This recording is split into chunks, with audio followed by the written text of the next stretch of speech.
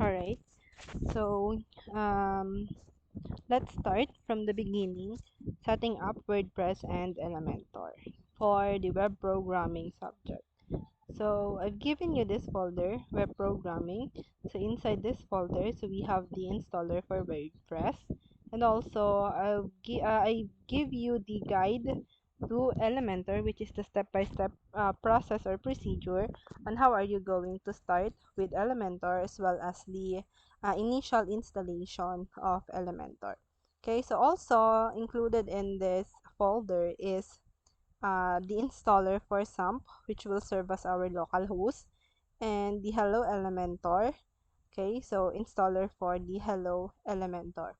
Okay, so let's open this one, Guide to Elementor, since ito yung susundan natin or susundan ninyo to start with Elementor and installation of WordPress. Okay, so the first thing that we'll need to do is to download the SAMP, Elementor, and WordPress, which is included on the folder provided. And if not, no, you can go to this link and download the WordPress. So I already extracted the downloaded WordPress. So ito siya. Okay, so extracted na siya, no? And the next step is create a folder inside the htdocs. So the htdocs will be visible if you are done installing SAMP. So, make sure na yung SAMP is na-download and na-install na po ninyo.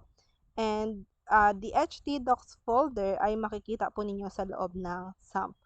Okay, so my SAMP is installed on documents. So, ayan siya. SAMP 3. So, SAMP 3 lang pinangalan ko kasi pangatlong install ko yan ng SAMP, no? And then, inside SAMP, okay, so ayan na po yung htdocs. So, kailangan yung gumawa dito ng panibagong folder every new project. So, pangalanan natin ito halimbawa na discussion or ano na lang, sample web. Okay, so si sample web, so yan na yung folder na ginawa po natin. And then, for the next step, so ito na yung bagong folder. So nagawa na natin yung step number 3, which is creating folder inside the folder htdocs. And then, i-paste naman daw po natin yung extracted WordPress files. Okay, so this is WordPress. Ayan. Okay, so select all, Control A, Control C, and then i-paste niyo siya dito sa sample web 2.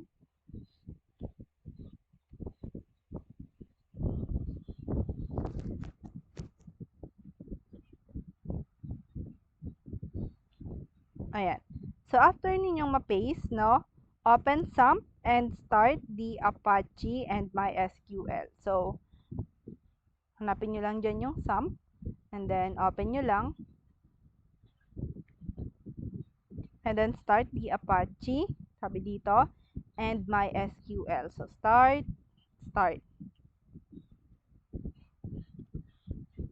Okay, so allow nyo lang yan pag may lumalabas na mga ganyan. Okay, and then yan na, open na po yung ating localhost. So, after nyan, visit na natin yung localhost and install na po natin yung WordPress. So, pupunta kayo sa browser ninyo. Okay, and then type localhost. Okay, and then the name of the folder na ginawa po ninyo. Okay, so sample web. Okay, so sample web, enter.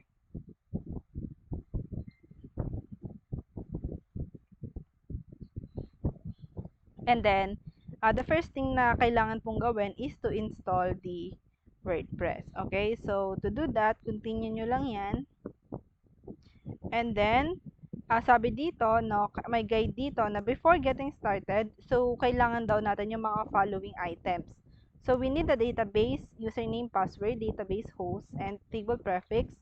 So to do that, no, new tab, Or kung ayaw nyo ng new tab, punta lang kayo dito sa SAMP and then admin. Dito sa may SQL, click admin. Okay, and now you're being redirected to PHP My Admin. Okay, so this is the step number 7, creating database. Okay, so to create database, okay, so new nyo lang yan, click nyo lang dyan new. And then, name of the database, let's say db underscore sample web. Okay, and then click create. Okay, so meron na, no? Nakagawa na kayo. Sample web. Now, go back to WordPress. Okay, so the setup configuration ng WordPress and then click let's go. Okay, so ano yung pinangalan natin sa database? So, i-enter nyo lang dyan, db underscore sample web. Okay, alisin nyo yung 2 dyan, sample web. And then, your username would be root. And then, password is admin.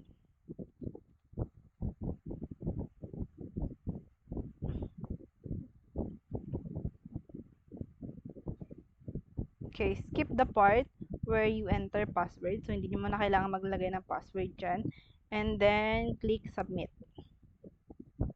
Okay, and then click run the installation.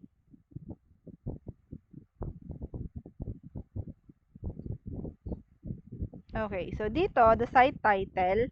Okay, so ano yung pangalan ng folder na ginawa mo sa loob ng htdoc? So, in our case, sample web. Okay, the username must be admin. And then, password is admin then. And then, confirm the use of weak password. And then, gumamit kayo dyan ng active email, primsumea@gmail.com. So, where's at gmail.com and then install WordPress.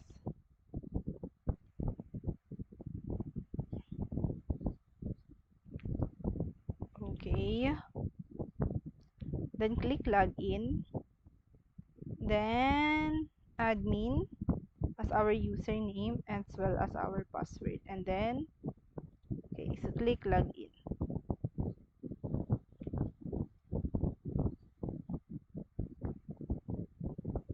Okay, so this is now the WordPress, no? So, yan na yung kanyang user interface. So, this is our WordPress. Pero, meron pang kulang, no? So, we need to install the following Elementor. Okay, the following plugins and add-ons. So, we have here the Elementor website builder. Okay, so gagamit din tayo ng essential add-ons for Elementor. Also, Elementor header and footer. And Elements Kit Elementor. So, to do that, punta kayo sa plugins.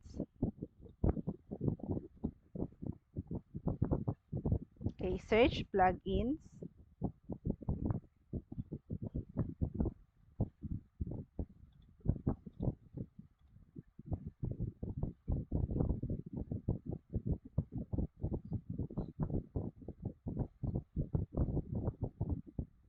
Add new plugins pala.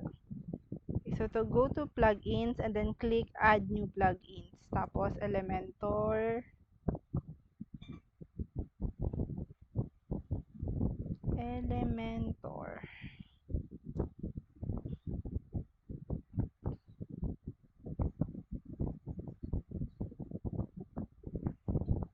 Okay, so need to install the Elementor website builder. Okay, so let's double check. And then the essential add-ons.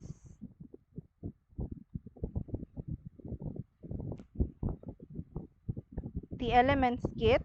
Ayan, so install na lang po natin yan, no? Elementor website builder, essential add-ons, Elementor header, footer, and Elements Kit Elementor. So install lang. So wait lang natin hanggang ma-install yan lahat. Ito din, medyo naka-disable siya.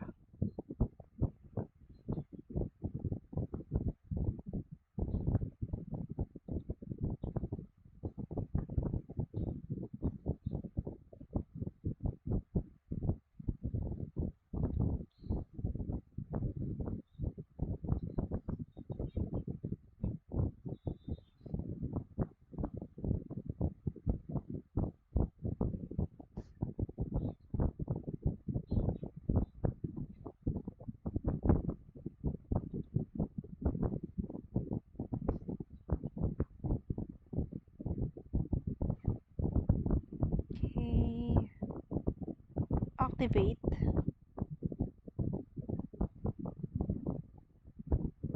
Okay, so punta lang tayo sa installed plugins once all the four plugins has already been installed. Okay, so the Elementor, we need to activate that. Elementor header and footer, so activate nyo lang din.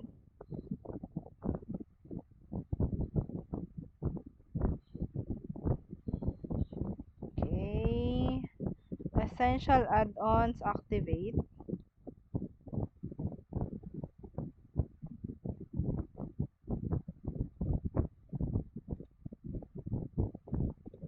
Okay, so yan ay may mga bayad, no?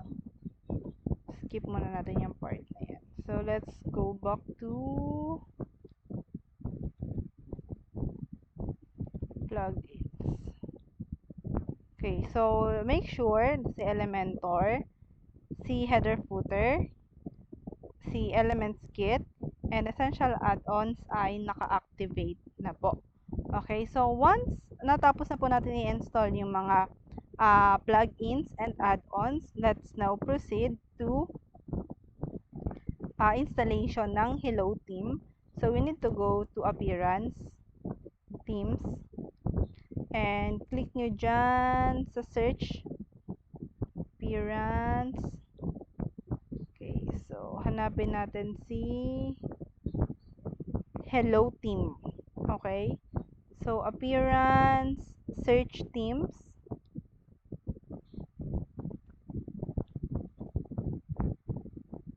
add new team, search nyo si Hello Team o Hello Elementor. So, ayun na siya, no? Wala.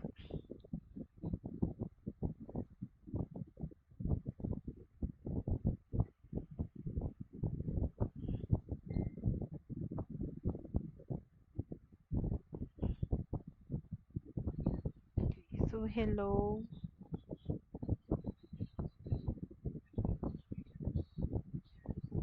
Elementor.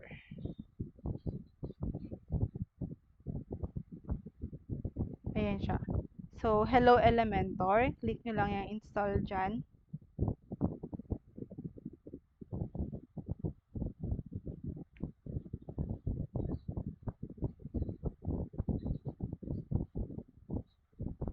Okay, and there we have it, no? So, you need to activate that first.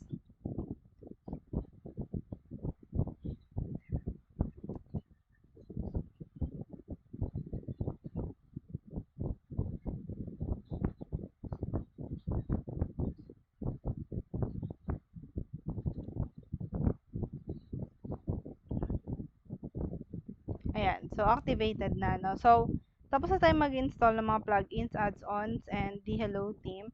So, the next thing that we're going to do is to create pages. And before we create new pages, we need to delete the existing pages before we create new. Okay, so, of course, go to pages. Okay, so meron tayong mga naka-install dyan, no?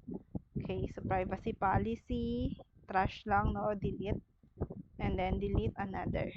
Okay, so I will be requiring you to have uniform pages. So, the 5 pages na kailangan ko makita on your website must be, number 1 is home, publish, publish, add new. Okay? This is the page address. Nakikita nyo dun. So, later on, we need to copy and paste that. After nyan is about me. Okay, so about me, publish, publish. So, ito yung kanyang link or the page address. Add new ulit. So, sumunod is about you, about my portfolio, or my works na lang.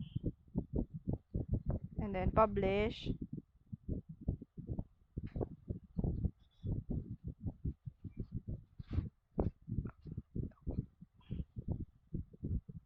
And then, testimonials.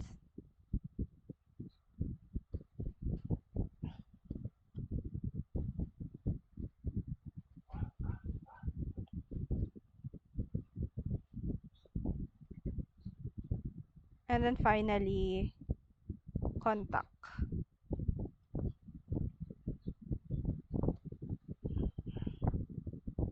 Contact. Okay, and then publish, and then publish. Okay, so yan yung 5 pages na i-require ko po sa inyo, no? So we have the, let's go back. Tignan natin. So click nyo lang yan para makabalik kayo sa home. And pages and all pages. So ayan. So about me, contact, home, my works, and testimonial. So unang-una makikita ko sa dapat home, about me, my works, testimonials, and contact. Okay, so yung 5 yan. So yan yung 5 pages na uniformly dapat ay pare-parehas po kayong nanggagawin na pages. Okay, so right after that, meron na tayong mga pages. So pupunta na tayo sa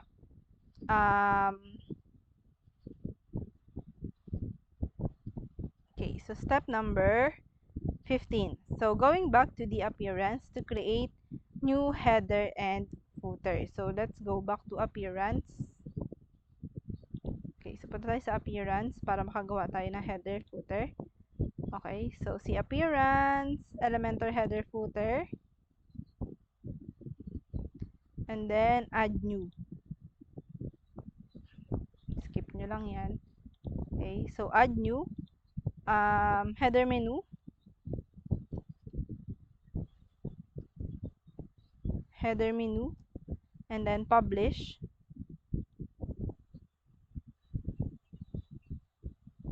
Okay, so meron na tayo. So kailangan natin gumawa for the header menu. Okay, and then add new. So sabi dito, header menu.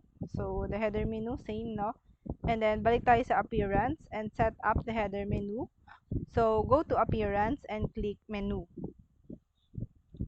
Okay, so go back to appearance. So dito naman tayo sa menus.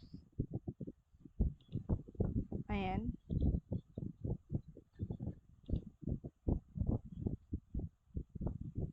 Okay, so what is the name of our menu? So menu name, create menu. Okay, and then select all the pages, add to menu. And then save menu. Okay, so para maayos na, no, since sabi ko mauuna yung home, so dapat nandyan siya sa taas, no, home followed by about me, followed by my works, my my works. Okay, so my testimonials and contact.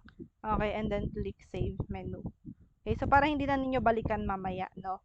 Dapat nakaayos na siya in order kung ano yung mauna. So tandaan, kapag kung ano yung nasa taas, meaning to say, yun yung nasa left, beginning pa sa left na first part ng mga pages or ng button sa taas. Okay, save menu.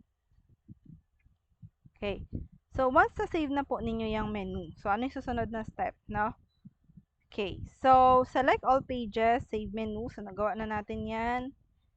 Okay. Edit with Elementor. So, ang una po natin kailangan gawin is i-edit si header and footer na ginawa natin kanina sa appearance, no? So, with that, no, go back to appearance, Elementor header and footer, and edit with Elementor. Okay. So, balik tayo dito sa appearance. Elementor header and footer. Okay.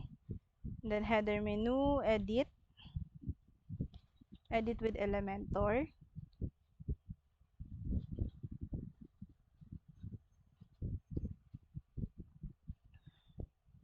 Okay, so exit nyo lang yung mga yan. And ito na po yung user interface ng ating Elementor. And ang una po natin gagawin is to create header. And to do that, so i-click nyo lang itong button na to. So this is adding container. So kagaya na sinasabi ko sa inyo, container is in charge of holding all the elements na ilalagay po natin. So that's why, before you add heading, images, video, text editor, and everything, no, kailangan itong mga elements na to, the basic elements, no, yung other elements dito, ay meron siyang container or meron siyang lalagyan before we can start adding elements. So, the first thing that you'll need to do is to add new container. So, for that, so gagamit ako ng flex box, and the structure na gagamitin ko is dalawa. So the reason why dalawa, ito na lang siguro, dalawa pa rin, but itong maliit na box sa left, magsaserve as, diyan ko lalagay yung logos, and dito naman sa gilid yung mga um, pages. Okay, sa mga buttons ng pages.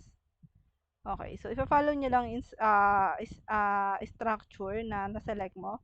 So, ganyan po yung kanyang itsura. So, merong Elementor AI. Okay, so I haven't tried this yet. Okay, so but you need to connect. Okay, so later on na lang natin siya gamitin.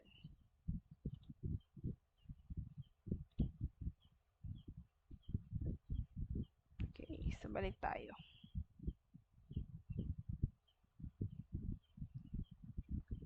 Okay, so again, container, flexbox. Okay, select your structure and then ganyan po yung itsura niya. Okay, so and then let's say I'm going to add image here. So drag and drop the images. Okay, and then choose image. So select files.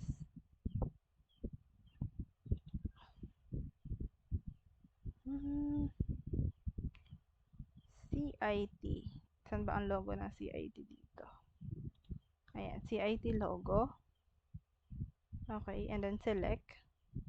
So, ayan na siya. So, for me, masyado siyang malaki. So, pwede natin siyang i-adjust ng thumbnail lang.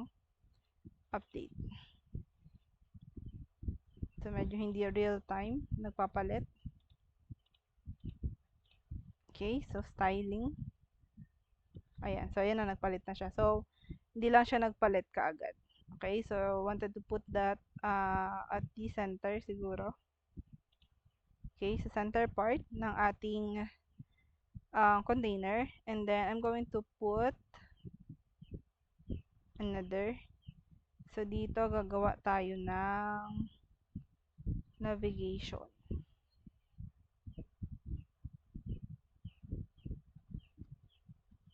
Navigation.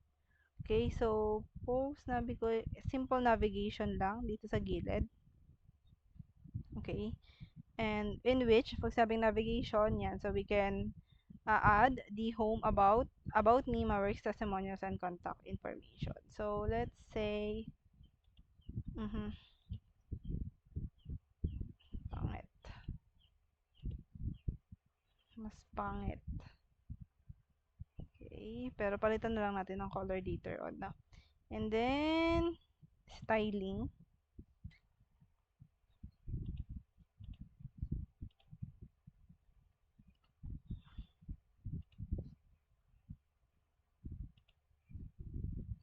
Okay, so how am I going to put this?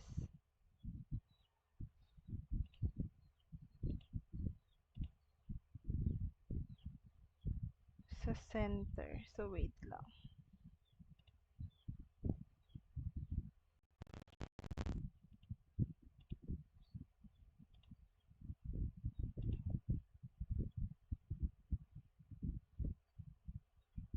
Isa pangit yung kulay niya. Wait lang.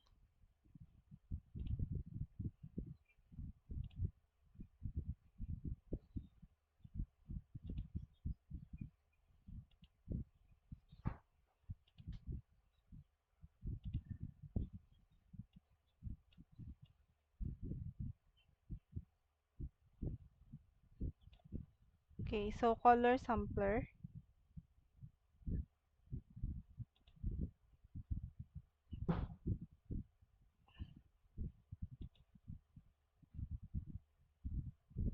Ito na lang. Okay, so pwede nyo gamitin yan. So if ever na gusto nyo kunin yung same color ng nitong logo, so click nyo lang ito. Okay, so dito, no, meron siyang yan sa gilid. Color sampler, and then kunin nyo po, no. Itapat nyo lang doon sa kulay na gusto po ninyong gayahin. And with that, no, maaayos nyo na po yung kanyang kulay. So, next, hover. Saan na ba siya yun?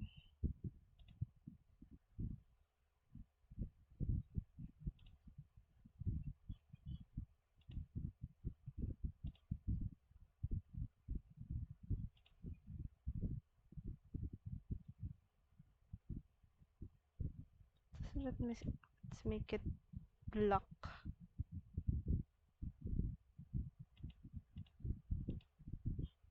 Text color, siguro black para mas makita.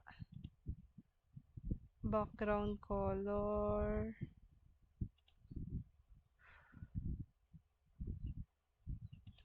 saan yung hover dito?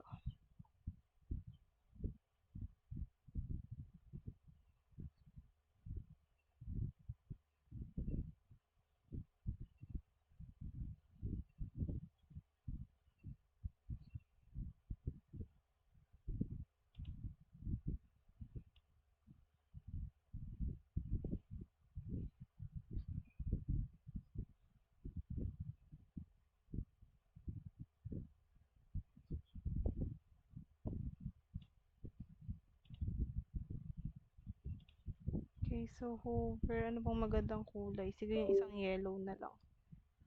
Hover, background color is ito. Ayan. Okay, so CIT na CIT yung dating ng kulay. Okay, so another alignment, top level item, main menu. Okay, so wala naman tayong drop down menu.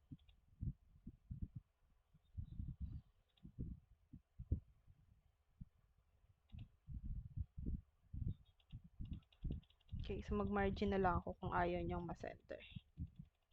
Okay, so siguro 35, 50, 45. Ayan. So the margin sa top. Okay, so para magmukha lang siya naka-center. Okay, and let's add, ano pa ba? Okay, so let's say ganyan yung header natin, no? And let's try to put this dito. And then lagyan natin siya ng text. College of Industrial Technology. Okay, heading. Okay.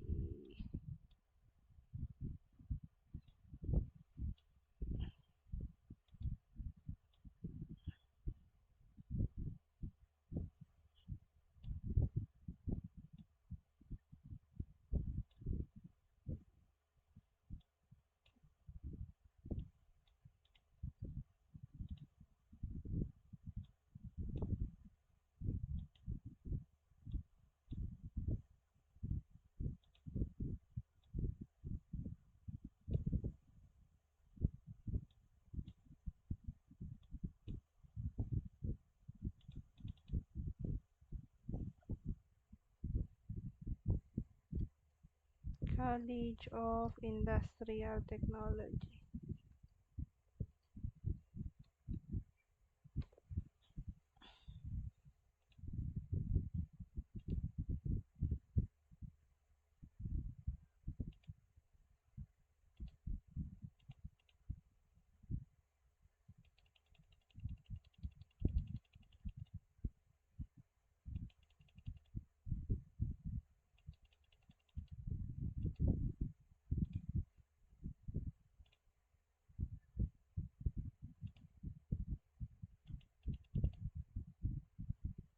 Okay, so palitan natin ng kulay. Text color, black lang.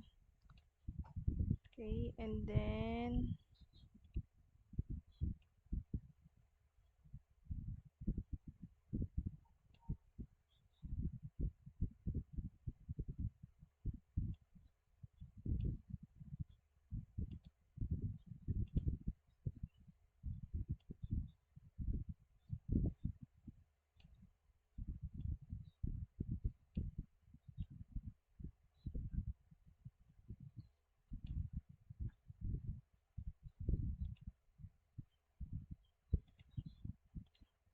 taas natin konti.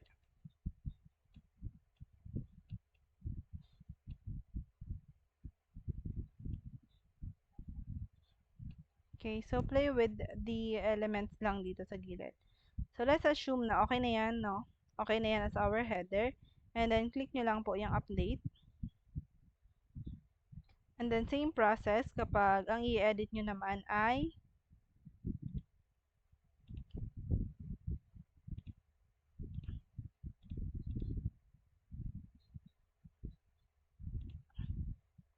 pages. Okay, so let's go back to pages, all pages, and then, halimbawa, ang una nating i-edit is yung home, and then edit. Okay, click edit with Elementor.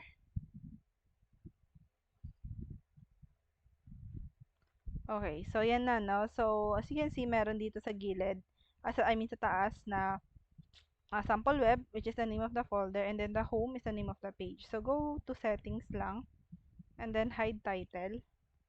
Okay, so and then update. Okay, so balik tayo saglit. Okay, so dito tayo sa appearance, Elementor header footer. Okay, so header menu.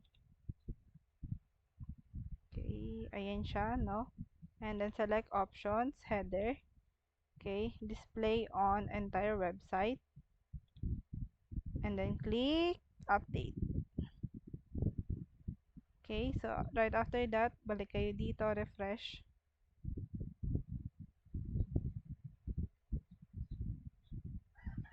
Ayan na siya. Okay, so the entire, bakit pink yan? Okay, so the entire pages, naka-display po yung ating header. Okay, so again, ang ini-edit na natin is the home page. So same procedure, no? So punta lang dito, select structure. Okay, so halimbawa ganyan. Okay, so that's the container, and then go back to dito. Okay, sa tools dyan, and then let's say input image. Okay, and then choose image. So halimbawa upload files. Hanap tayo. Ito na lang for CIT. And then select. Okay, so yan halimbawa ang ating homepage, no? Ibig sabihin pag open ko pa lang ng website na yan, alam ko na this website is the website assigned or para ito sa extension program. So ganyan yung itsura niya. Okay, so we can add additional buttons. So let's say you can also adjust the size or, okay, so let's say I wanted to add, maliit. Okay, so hindi siya ganun ka real time, no? So back natin yan. Okay, so large, dito na lang para makita natin.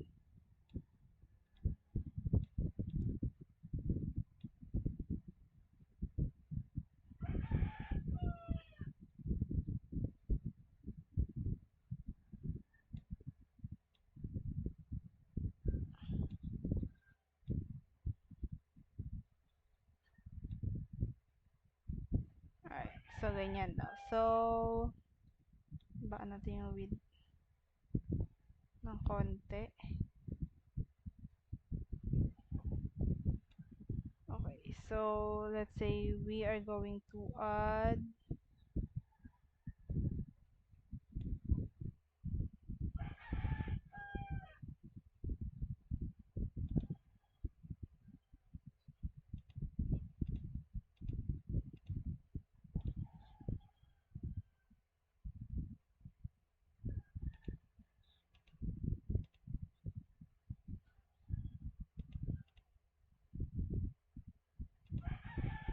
yeah, so position is absolute.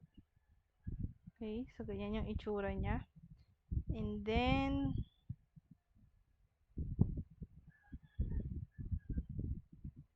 yeah, so let's say ganyan, no? And then, mag-add tayo ng button sa baba. So, wait.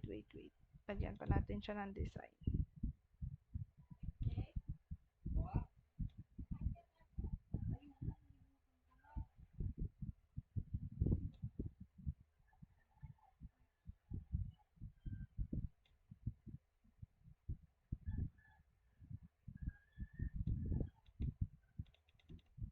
We can go higher than 500. Okay, so let's say ganyan siya kalaki, no? And then, sa baba, no? So, maglagay tayo halimbawa ng button. Dito. So, siya na ilagay.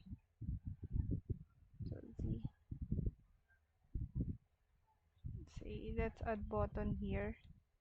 Okay, so di ba hindi tayo makapag-add ng button not unless we add additional container. Okay, so for that, okay, balik kayo dito. Container. Okay, so lagay tayo dyan sa baba ng container. And then, can't solve it. So, iba na pupunta yung container. Control Y.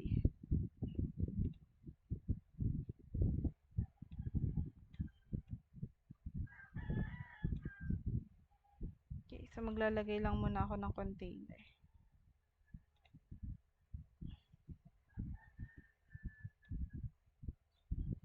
Ayaw niya sa baba.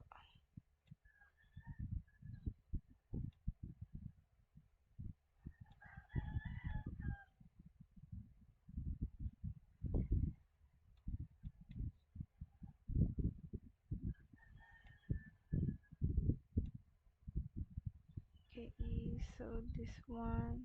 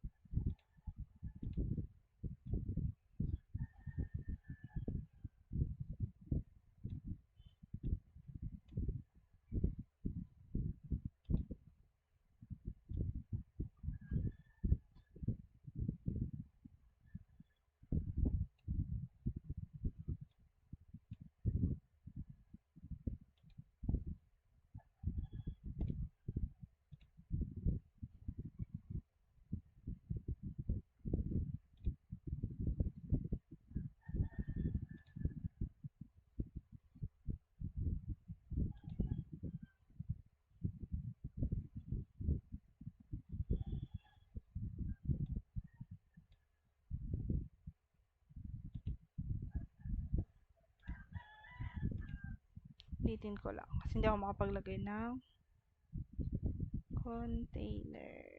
Yan. Okay.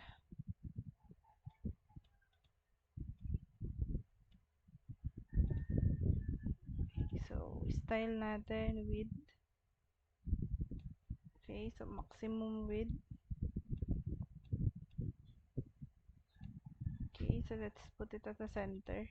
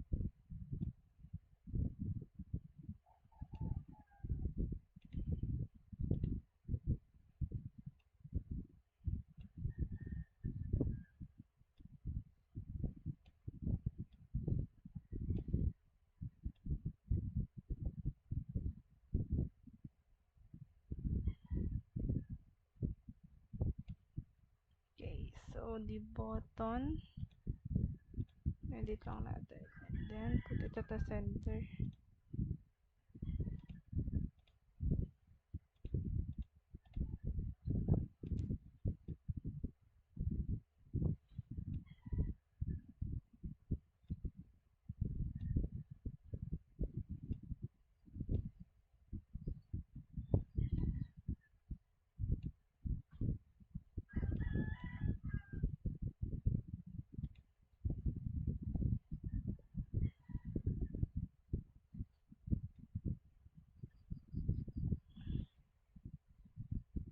Okay, so let's say this is our home page, no? And then once you're satisfied with the home page, you can click update.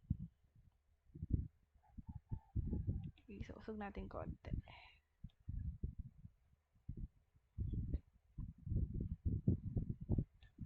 Alright, and then update. Okay, and same process, no? Go back naman again to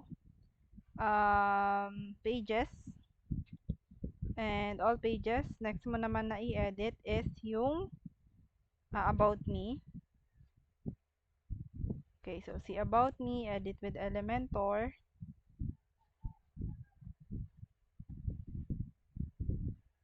Okay, so andyan ulit si about me. So go ka lang sa settings and then hide title.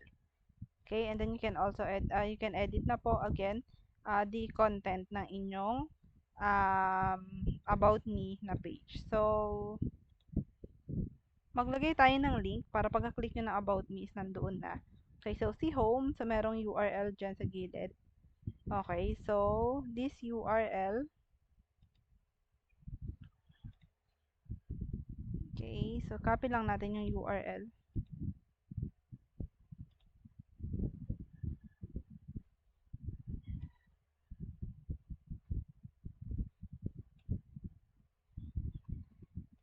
Then go back sa home.